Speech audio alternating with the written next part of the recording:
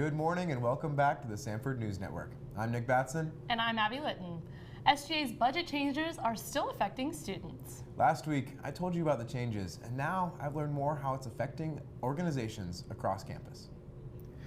While the weather is getting cold here at Samford, the money is running dry for some clubs and organizations. SGA is dealing with an increase in the amount of clubs requesting money from the budget allocation, which has resulted in clubs being unable to request as much money this semester. This has affected some students and clubs like Andrew White, the captain of the Frisbee team. I sat down with him to talk about this ongoing process. I really don't think we should be adding so many clubs. Obviously that's typical of me to say as a club that's been around for a while, but I think it's kind of important to keep what clubs exist afloat, and you don't need a club for everything. If you want to make crafts, just get with your friends and make crafts. You don't need a club for that. At the budget meeting, and not to call out any particular clubs, I was kind of okay, well, you don't really need that stuff to keep your organization afloat, so I don't know why you're asking for it, because that's keeping money from other organizations. I scheduled an interview with James Jefferson, the SGA president, to talk about why these budget changes had to happen and what it means for the future of Samford. Samford's going to continue to grow. Dr. Taylor often says organizations and universities are either dying or thriving, and Samford is a thriving organization. Samford is a thriving university. And so subsequently, because the university is going to continue to grow, organizations are going to continue to grow. And we're hopeful and we're confident that from a future standpoint, we'll be able to have conversations, and beyond conversations, we'll be able to put some real actionable steps to be able to have a funding that's necessary but also appropriate to fund those clubs and organizations. Samford is continuing to grow, and because of that, it brings many new clubs and organizations on campus. What that means for the future, only time will tell. I'm Nick Batson with SNN News. A thriving campus is a growing campus. And with that growth in mind, the kinesiology department announced a new minor in disability, health, and physical activity last week. This program is open to students across a range of fields like healthcare, business, education, and technology. The minor provides students with the tools to create a more inclusive and accessible environment for individuals with disabilities. Now students will be able to explore the latest research, develop inclusive strategies, and gain valuable expertise in a rapidly growing field. Dr. Allison Jackson explains why this minor is perfect for anyone, no matter your major, and how it helps create accessible opportunities for all. Well, I don't think that there is anyone who it would not be appropriate for. We're going to look at digital accessibility, even how to create PowerPoints for people with low vision to any kind of document. So it's not only about movement, but we'll look at so many different areas that are appropriate for any major across campus. Our next story focuses on the controversial return of the Fizz app. Here's Maggie Richards with the latest. Being connected is key in the digital age we live in. However, in this case, has it gone too far? Many have praised Fizz for its ability to connect students, yet many users are expressing concerns over its negative impact on campus culture. Initially, students from colleges all over the country had embraced its free-flowing nature, but it swiftly became a hot topic on all college campuses. I first downloaded Fizz when it was still called Yik Yak. It was my freshman year of college, and I downloaded it because everybody else was on it. But I quickly actually deleted it after because I was just like, this is a waste of time, and it was just so negative. I feel like the seasons that Fizz is most popular is either during recruitment or during step staying. So I feel like it's a very Greek life oriented app. Another thing I really do believe is that, you are like the people you're around. You do what the people around you do. And so if people can just themselves stop using the app, then other people will stop using it, and that'll limit its usage and the amount of hate that's spread. However, Samford University officials have acknowledged the concerns raised by students. President Beck Taylor addressed the issues with the usage of the app via campus-wide email in November of last year. However, no major changes to the usage of Fizz on campus have been implemented. Will Fizz be banned? What changes will be made? Right now, those questions have not been answered. With SNN, I'm Maggie Richards. There will be updates on this story in the coming weeks. Since being inaugurated, President Trump has signed over 70 executive orders. On January 20th, an executive order was signed officially renaming the Gulf of Mexico to the Gulf of America. The title of the official order called this action, quote, restoring names that honor American greatness. Professor and Sociology Program Director Teresa Davidson finds issues with this order. An expression of power, and it also seems like I think it's consequential. I think it's consequential, even though it's symbolic. I think there's consequences to it because it's the U.S. expressing, like, we have the right to do this, we have the ability to do this, and we're gonna, usurp this older name and give it, America, the name of America. Both Apple and Google Maps have updated their applications to reflect this change for users. While many students are here studying on campus, a few are overseas having their own unique college experience. Jordan Shepperson is checking in with Samford students who are studying abroad.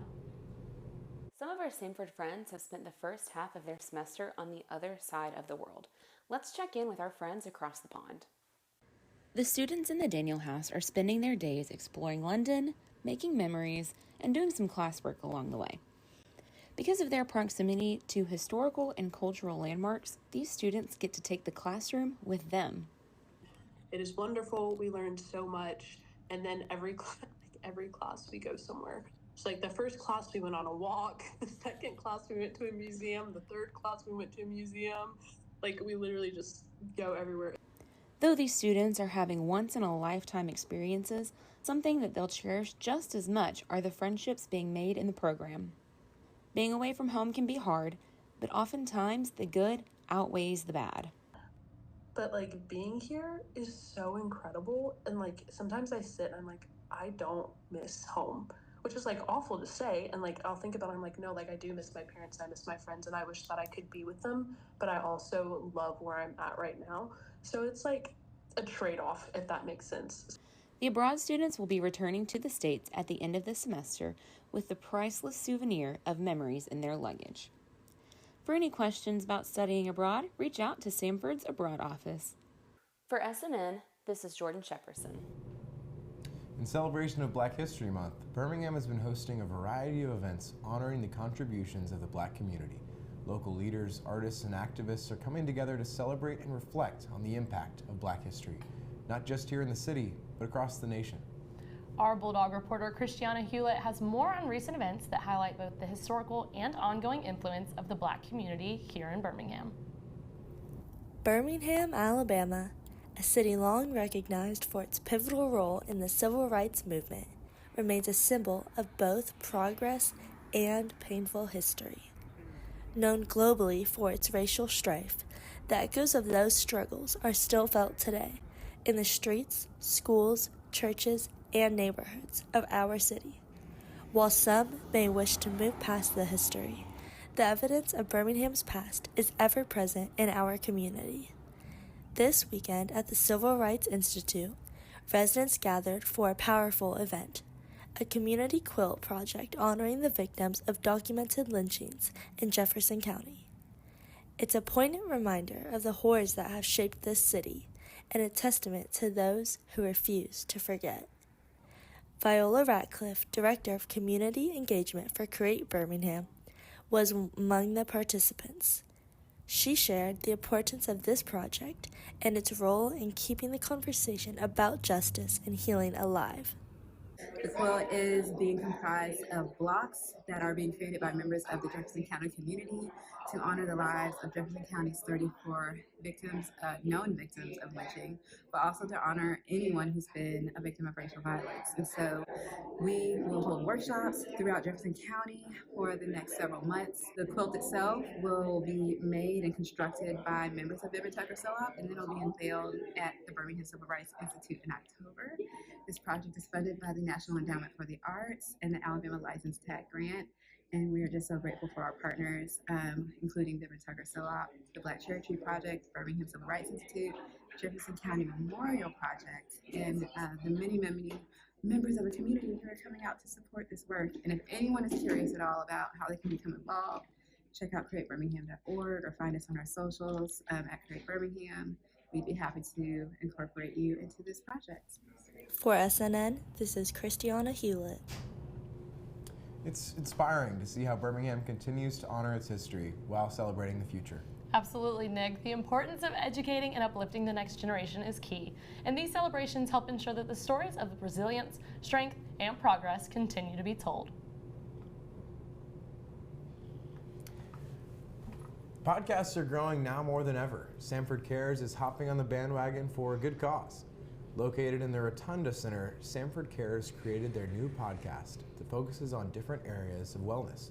Each episode airs monthly, featuring interviews from a range of counselors, students, and wellness ambassadors. A new topic is chosen for each episode based on what listeners want to hear about. This past month, they covered financial wellness. Listeners are led through each episode by wellness coordinator Caitlin Hayes. We can't be present for every single great conversation happening, and we can't be the leaders of conversation. We really want to empower students, faculty, and staff to hold those conversations themselves. So we're hoping that this podcast is an initiation to the conversation. The more people that listen to it, the more they engage with it, the more they're able to say. To hear more about what this podcast has in store, you can listen now on Spotify. Recently, you may have noticed that eggs are harder to find at the grocery store. Nationally, egg prices are increasing and there's limited availability due to outbreaks of the avian flu. Over 19 million chickens in the U.S. have been affected. Local grocery stores have posted signs warning customers of low stock. Some stores, such as Trader Joe's, have limited how many cartons can be purchased at a time. Alabama Poultry and Egg Association Assistant Director Ray Hilburn says that there is not a lot of large outbreaks in Alabama. Alabama relies heavily on other states for egg supply. While avian influenza breakouts are being reported and handled, Hilburn believes it will be a while before these things are back to normal. All right, sports fans, baseball season is almost here. This week, SNN's Maggie Corbett got to check in with Ben Petschke, Samford baseball alum. Well, spring training is fully underway here in Florida and in Arizona. This week, I had the chance to visit the Houston Astros complex and visit Samford's very own Ben Petschke. Since 2012, Samford baseball has had 7 top 10 round picks. In the last 8 years, over 24 players from Samford have been drafted into the MLB or signed a free agent contract. Ben Petschke is one of those players. Well, as a player, we played a lot of tough competition, which was sort of new to me, but I felt like that prepared me for the level of competition here at the pro level. And as a person, I would credit that to the way that Samford is a private Christian school. It really deepened my faith and made me a better man. We also briefly spoke about his injury and how he's persevering during this time. It's looking pretty good. My arm feels great. My arm hasn't been this straight in years, so that's a great sign. Yeah, I'm doing good with the mental side and keeping up with my rehab. As for Ben, he's hopeful that he can play next season for the Houston Astros in their minor league system. For SNN, this has been Maggie Corbett. You can catch the Bulldogs at home this Thursday. That's good news. And some more good news for you. The campus dining hall has returned its beloved ice cream machine after 2 years of absence. With the return of Samford's ice cream machine, students can now enjoy chocolate, vanilla, and swirl soft serve, along with various toppings. The machine was removed 2 years ago, leaving many craving their favorite sweet treat. With the return of the ice cream machine, students are once again scooping up a little extra happiness at the caf. If you've been waiting for this comeback, grab a cone and celebrate because ice cream is officially back at Samford. Abby, have you tried the ice cream machine yet? I haven't tried it this year, but I tried it a couple years ago, so I'm really happy that it's back. It is so good. And thank you guys for joining us in the Samford News Network. You can join us next week for another show. Thanks for watching and have a great day.